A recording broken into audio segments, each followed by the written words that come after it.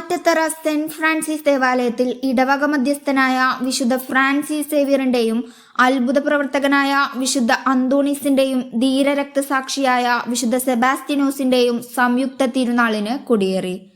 കൊടിയേറ്റ കർമ്മം വികാരി reverend father Jomon Muringatheri നിർവഹിച്ചു.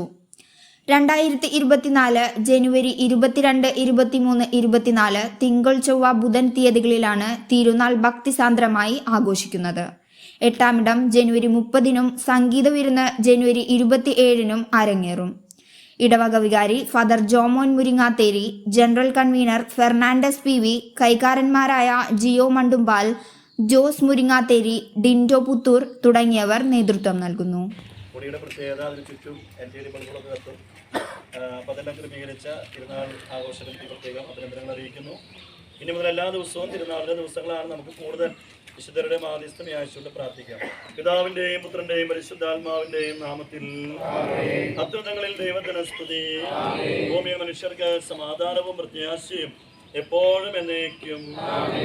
സ്വർഗസ്ഥനായ ഞങ്ങളുടെ പിതാവേ,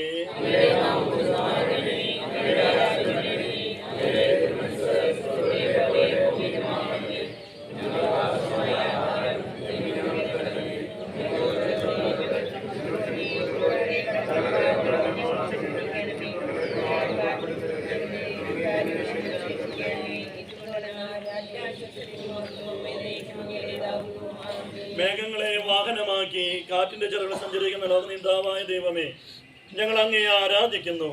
അങ്ങയുടെ മഹത്വത്തിനും വിശുദ്ധരുടെ ബഹുമാനത്തിനുമായി ഞങ്ങൾ ഉയർത്തുന്ന ഈ പതാക പിതാവിൻ്റെയും പുത്രൻ്റെയും പരിശുദ്ധാത്മാവിൻ്റെയും നാമത്തിൽ ആശീർവദിക്കണമേ. ഈ പതാക വണങ്ങുന്നവർക്കെല്ലാം അങ്ങയുടെ സഹായം ലഭിക്കുമാറാകട്ടെ, ഇപ്പോഴും എപ്പോഴും എന്നേക്കും.